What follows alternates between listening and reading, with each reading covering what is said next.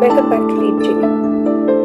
Did you know that the name Baramulla, a very well known province from the state of Jammu and Kashmir, has direct connections to the Mahabharata? In fact, the very name comes from the pages of the Purana.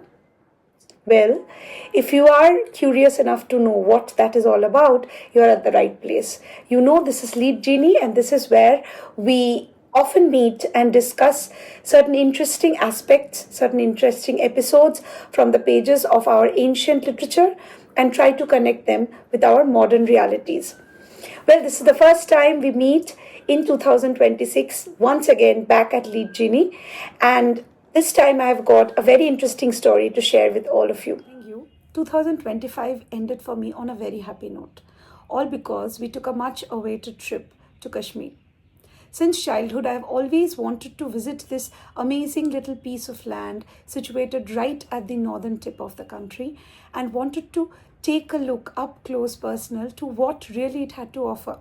I had read about it in books, I had watched it on screen, in films, on TV, and I had always wondered what it would be like to visit such a place. Well, that wish came true for me, and believe me, it was an experience worth the wait.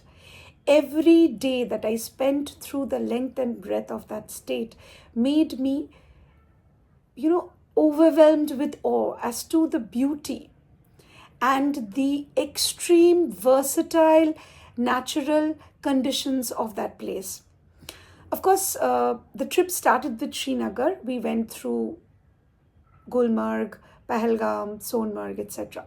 But as I had mentioned in the beginning of this video, I want to share a little interesting piece of information that I picked up on the way. We were lucky enough to have a very, very friendly and amicable driver accompany us on this entire trip. His name was Iqbal, a young man of 35 from the district of Baramulla, who is a very, very responsible driver and a great singer. And all the way through our journey, he kept sharing bits and pieces of very interesting stories from his childhood, from his early days in Kashmir, from various parts of Kashmir, popular tourist spots, historical anecdotes, etc., etc. And the one that really caught my attention was all that he had to tell us about his hometown, which was Baramulla. Now, interestingly, as I kept listening to the stories, I started digging up on my own because I found the name very curious. I had come across certain references to this name in my classes of classical literature back in university, and that sort of picked up in my memory. So I thought, why not? Let me just dig up and find out what this is all about. So as Iqbal kept telling me stories of how Baramulla is this very beautiful place, Baramulla was in fact one of the first and the ancient capital of the empire of Kashmir under the first Raja. But nonetheless, we never knew that Baramulla was often referred to as the gateway to Kashmir. In fact, this particular place was founded by Raja Bhim Sena around 2306 BCE, and thereon it was announced as the capital of the empire of Kashmir, the kingdom of Kashmir. Later on, it became a crucial trade route through the Jhelum. That's why it also ended up attracting a lot of attention of the Mughals. In fact, Akbar and Jahangir are said to have visited Baramulla a number of times, and that's why you see there is so much of Mughal architecture spread all across the Kashmir Valley. But interestingly, modern-day Baramulla is a multi-faith center with Hindus, Buddhists, Islamics, all living in happy harmony.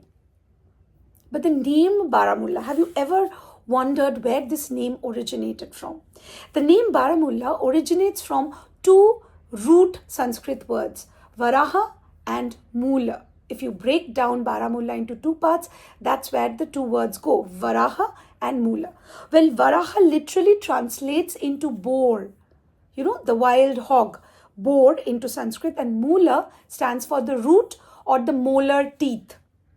Now, there goes a story that, this is part of the anecdote from Hindu mythology. There goes a story that The Kashmir Valley recounts to be once a vast lake called the Satisara, Satisara, Satisara, which was believed to be the home of Devi Parvati. Now, once there was a demon by the name of Jalodbhava who occupied this particular lake and started residing there, having sort of imprisoned Parvati. So, who came to rescue? Of course, Vishnu, Lord Vishnu, in one of his incarnations, the Varaha incarnation or the Varaha avatar, came to rescue. And what did he do? He took a deep into the ocean and he let his tusks enter a piece of land to create a hole so that all this water would drain out and the valley would emerge, along with it the home of the Devi. Now, these two spots where the Varaha had entered its tusks, the molar teeth, that is where the place Varaha-mula got its name from. The Varaha, the boar, the Varaha avatar of Lord Krishna, of Lord Vishnu, entered his tusks, or created a route, an opening into the land to drain out all that water of the lake within which Satisara was submerged, and allow the landmass to emerge. That's how the region got its name Varaha-mula or Baramulla. That is how it more recently came to be known as Varaha-mula or Baramulla, creating an outlet for the waters to drain out from the valley. Now, historically, there is also an interesting anecdote associated with this place, Baramulla. Well, now we come to the most interesting part, my favorite part. I'm sure all of you know that there was a very significant episode in the Mahabharata that was all about a Ratsuya Yagya.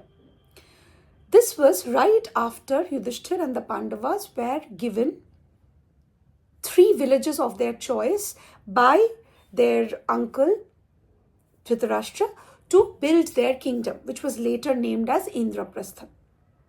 So the kingdom, the place was identified, the fort was built. Then, of course, we all know the story of how the great palace of illusions was built by the Mayasur, who had brought in crystals from the Himalayas to set up this beautiful palace, etc. But after all of that was done, the Pandavas receive a messenger in the form of Narada, the heavenly bard, who comes with a message from Pandu, their deceased father, that he wants them to conduct the Ratsuya Yagya to establish Yudhishthir's supremacy as not just a king, but an emperor, a Chakravarti Raja. And for somebody to be established as a Chakravarti Raja, what was necessary was, first and foremost, this yagna had to be conducted, and of course the allegiance of all the kingdoms from all the 4 directions of the country had to be gathered. Only when all the kingdoms lay their allegiances, accept Yudhishthir's superiority as their emperor, that he becomes the Chakravarti Raja. Now, for this, what happens is, one, the preparations start on one hand. On the other hand, in order to do something of that expanse, you need a lot of money. And where would all this money come from? This money would come from the taxes that would be collected, the offerings and the tributes that would be collected by the 4 Pandava brothers, except Yudhishthira, the 4 of them, Bhim, Arjun, Nakul and Sahadev, they sort of, they just go out into the 4 directions of the Indian subcontinent, asking for collecting taxes, not asking, they were rather very powerful people, so not really asking or requesting. They were exactly exacting taxes and offerings from these kings to sort of put into place a good fat amount of money which would help them conduct the Ratsuya Yagya, right? So where do all the brothers go? If not anybody else, the one we are concerned about is Arjuna. Arjuna goes to the north. And one of the most significant empires he brings under the control of Indraprastha was the empire of Kashmir, that was then ruled by Gonanda dynasty, King Gonanda and the Gonanda dynasty. And the the location where the collection of this tribute takes place, where the king sort of accepts Arjuna's presence, says that, okay, fine, I am ready to lay down my allegiance to your brother, and this is my tribute for the Rajasuya Yagya you people are about to conduct, was conducted at Baramulla. It took place at the location of Baramulla. So that is how we again connect the province of Baramulla with Kashmir. So that is where the Digvijay, that is what the term comes from Mahabharata, Digvijay of Arjuna took him to Kashmir, to the province of Baramulla, where he ended up gathering taxes for the Rajasuya Yagya that was supposed to be conducted back in Indraprastha. And that is how Kashmir as a province, as a state, came directly under the rule of Indraprastha and thereon later Hastinapur. So this is a story I found really interesting. I was literally visiting the place today in 2025, December, and these stories were helping me connect this ancient place right to the pages of our classical itihasa. So that's something I was really, really excited to find out myself, and that's something I thought would be a great information to start the first episode of Lead Genie with in 2026. I'm sure you all must have found this piece of story curious enough for your attention. And if you're interested in more such anecdotes, please stay glued to Lead Genie for more such episodes. Hope I come back to you with much more soon. Thank you so much.